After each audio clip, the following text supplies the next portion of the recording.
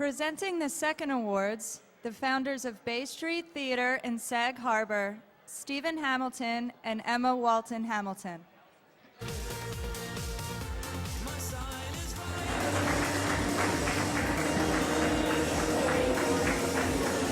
love that music. Yeah, nice music. Good evening. Thank you. We are absolutely delighted to have been asked to introduce our very dear friends, Beatrice, Alda, and Jennifer Brooke, for this very special honor this evening. We've known Bea and Jennifer for many years and have admired them as individuals long before they combined their households and their careers. And as artists, we've admired them long before they combined their careers as well. Bea has spent much of her life in theater and in film, first as an actress, then as a producer and director. After graduating from NYU Film School, she took some time off to have four children, and spoken as one who has two. I'm really impressed by that. And while she continued her career as a filmmaker, she also managed in her spare time to co-found, raise a couple of $1 million for, and build the Children's Museum of the East End out in Bridgehampton. Jennifer's no slouch either. While writing, directing, and producing films for the likes of British Airways, Nike, Cablevision, ABC, NFL, NHL, and HBO, she managed to win Cinewoman's Best Short Documentary and a Silver Award at the Brooklyn Film Festival for her film, The Bed. By the way, she balanced her career with having a son. But when Bea and Jennifer became a couple, that's when the real fun began. Prodigious and committed as individual artists and parents, together, Bea and Jennifer are a force of nature. Something that Steve and I, as partners, both professional and personal, look on with some degree of awe and admiration and appreciation. In 2003, the couple founded Forever Films and dedicated themselves to making movies, from 30-second shorts to feature length, with an emphasis on story and rich film aesthetic. Among their myriad projects are the award-winning music video campaign for 1-800-OK-CABLE, and a number of independent films for not-for-profit organizations such as Big Brothers Big Sisters, the Children's Hospital of Boston, the American Ballet Theater, and more locally, Boys and Girls Harbor in East Hampton, and the Children's Museum of the East End. For Bay Street Theater, which Steve and I co-founded in Sag Harbor in 1991, Forever Films created a documentary on the theater's Young Playwrights program. Bea and Jennifer spent literally months documenting the lives of individual student writers, not only in their classrooms and at the theater, but taking the camera into the students' very homes and crafting a film that melded the poignant stories of these teenage kids and also illuminating our program with a power and a perspective that went far beyond our abilities at that point to communicate. Their immeasurable donation of time and resources to the project speaks volumes about their commitment to young people on Long Island, whose voices are too often undervalued and too often ignored. Their most recent achievement is their first feature-length documentary, Out Late. Now, this powerful film looks at 5 individuals who made a decisive change to come out as lesbian, gay, or transgender as senior citizens.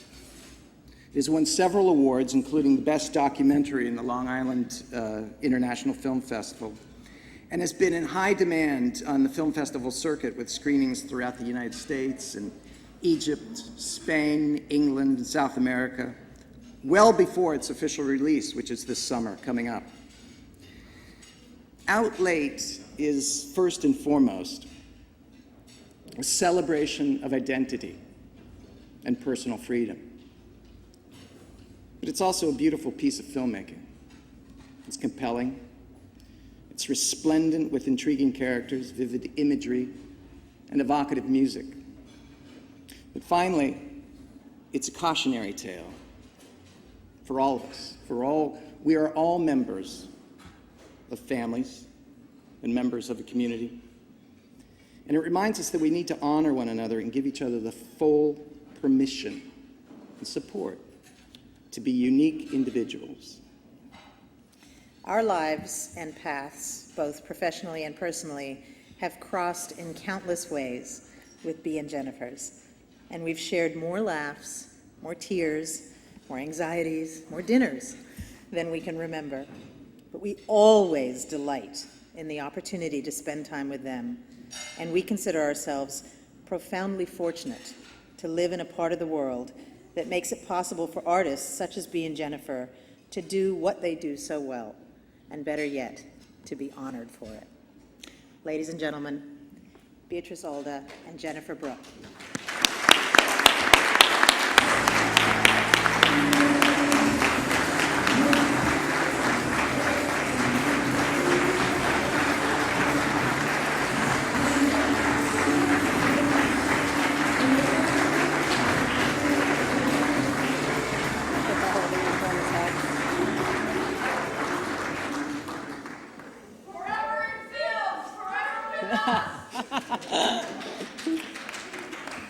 We don't know them.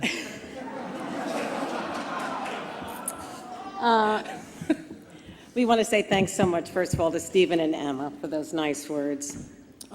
We would also drive an hour from where we live and not drink so that we can drive back to say equally nice things about you. So anytime there's an opportunity for that, we're there. This is Jennifer, and I'm Beatrice. We really want to say thank you so much to the network for honoring us. We're not really your typical honorees, at least not tonight's typical honorees. We haven't spent years just devoted to activism, and we haven't made it our sole life's work. However, we do consider ourselves many things. We are filmmakers, We're parents, partners, Democrats, philanthropists, recyclers, hybrid car owners, occasional gardeners, cooks, fishitarians, egalitarians, libertarians. and of course, We're gay.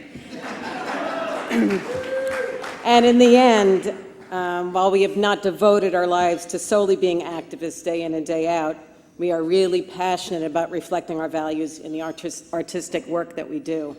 And we consider ourselves deeply committed to pursuing equality for everyone.